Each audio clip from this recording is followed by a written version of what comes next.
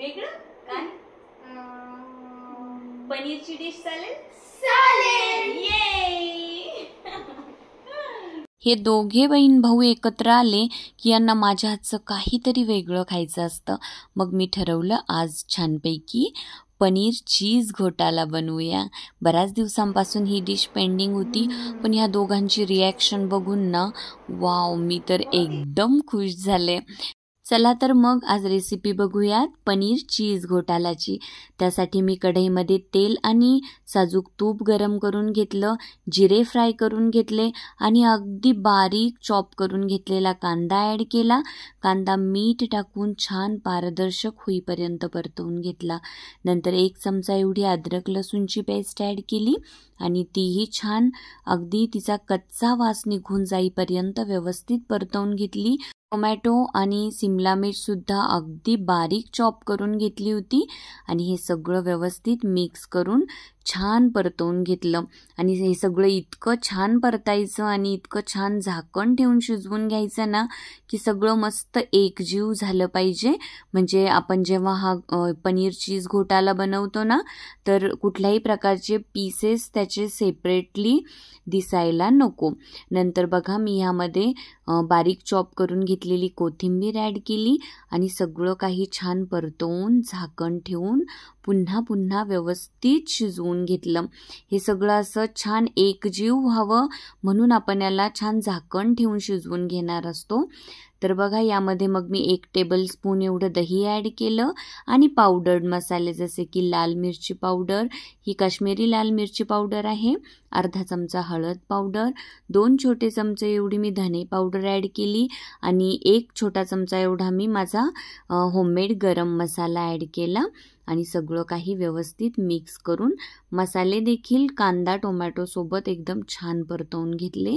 चवीपुरतं मीठ ॲड केलं, मीठ सुद्धा व्यवस्थित मिक्स करून घेतलं आणि सगळं काही छान प्रत्येक स्टेजला व्यवस्थित परतवून घेतलं. नंतर मी 1 छोटा कप एवढं दूध ह्यामध्ये ॲड केलं आणि ते देखील व्यवस्थित मिक्स करून घेतलं. एकदम छान बघा सगळं एकजीव झालेलं आहे आणि झाकण ठेवून पुन्हा मी सगळं शिजवून घेतलं. त्यानंतर मी ह्यामध्ये किसून घेतलेलं पनीर ॲड केलं आणि सगळं काही छान मिक्स करून घेतलं. सगळं काही छान परतल्यानंतर शिजल्यानंतर मग मी यामध्ये 1 टेबलस्पून एवढी घरातीलच मिल्क क्रीम ॲड केली. त्यानंतर मी ह्यामध्ये कसुरी मेथी ॲड केली. कसुरी मेथी ॲड करायला अजिबातही विसरायचं नाही. हा एक अत्यंत महत्त्वाचा इन्ग्रेडियंट आहे.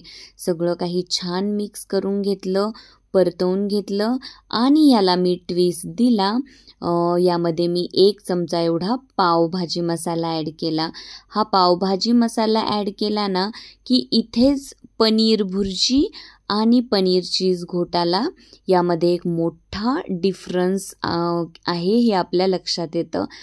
पावभाजी मसाला ॲड केल्यानंतर ह्या पनीर चीज घोटालाची टेस्ट एकदम वेगळ्या लेवलला जाऊन पोहोचते.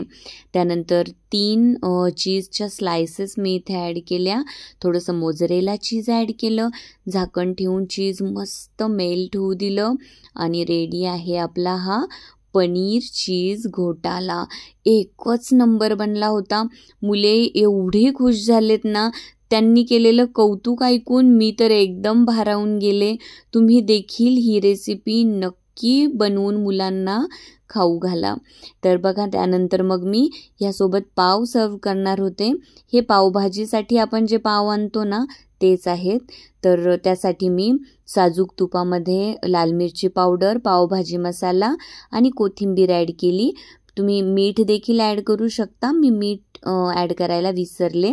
पाव दोन्ही बाजूंनी खूप छान व्यवस्थित दाबून भाजून घ्यायचेत आणि ह्या पनीर चीज घोटाला सोबत हे गरमागरम पाव सर्व करायचे. खूपच मस्त बनली होती डिश आणि सगळ्यांनी ही रेसिपी नक्की ट्राय करा. आमची मुलं तर एवढे खुश झालेत ना, खूप म्हणजे खूपच कौतुक ऐकायला मिळालं मला. चला तर मग रेसिपी ट्राय करा आणि चॅनलला सबस्क्राईब करा. Bye bye.